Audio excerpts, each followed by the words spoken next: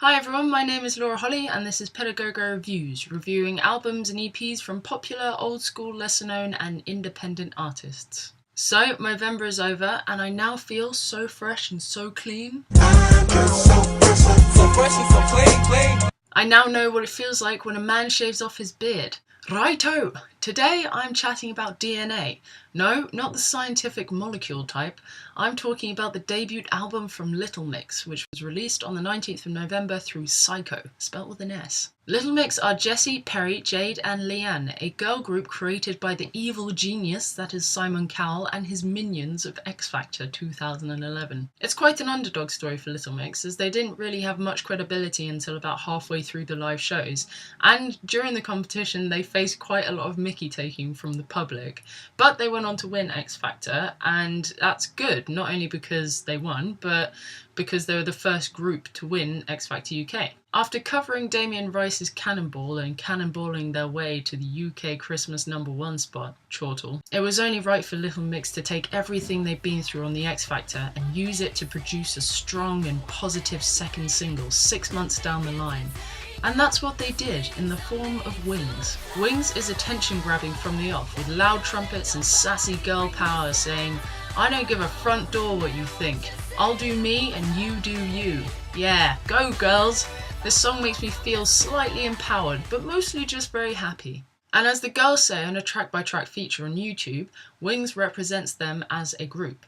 And after having a few listens, I think it's also a good reflection of their debut album, DNA. There are two versions of DNA. There's a standard edition with 12 tracks, and then there's the deluxe edition with 3 fresh bonus tracks, an unplugged version of DNA, plus 4 videos, which is pretty nice. Although, if you get the standard edition from Tesco's, then you get a limited edition poster booklet, which looks like this. Now, it's been a while since we've had a female pop group in the UK who have the whole girl power thing going on and who can act as role models for younger generations and who can appeal to those self-conscious type personalities and particularly younger girls. So it's great that this album, DNA, has wrapped its arms around that niche and packed itself with positivity, just with the exception of 2 ballady songs. In terms of production, it's modern with a few hat tips to old school urban music, and lyrically it's not groundbreaking. I mean, it's bubblegum pop, but it's the meanings of these songs that make this album appealing and could give the listener a sense of unity. As well as Wings, you have the tracks We Are Who We Are and Change Your Life that go through the motions of being different or feeling down about yourself and turning those feelings around and telling the world that you don't care what it thinks because you love you as you. Positivity. There's Always Be Together, expressing the bond between the girls in the group and the fans.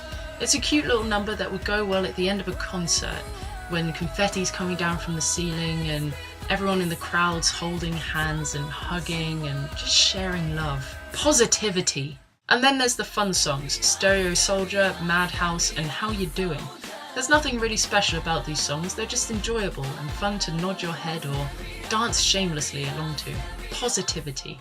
And like all albums, there are standout tracks for better or for worse, so shall I go through the tracks which I would play, skip and repeat? Yes, I shall.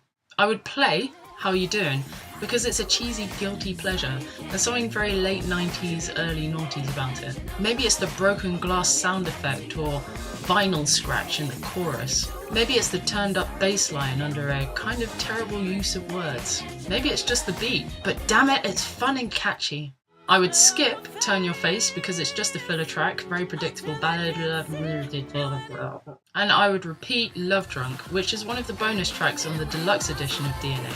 I actually purchased this separately because I like it so much.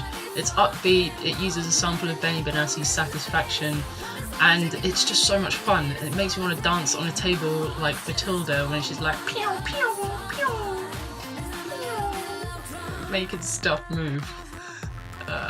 I'm sad. So, I give DNA a 3 out of 5.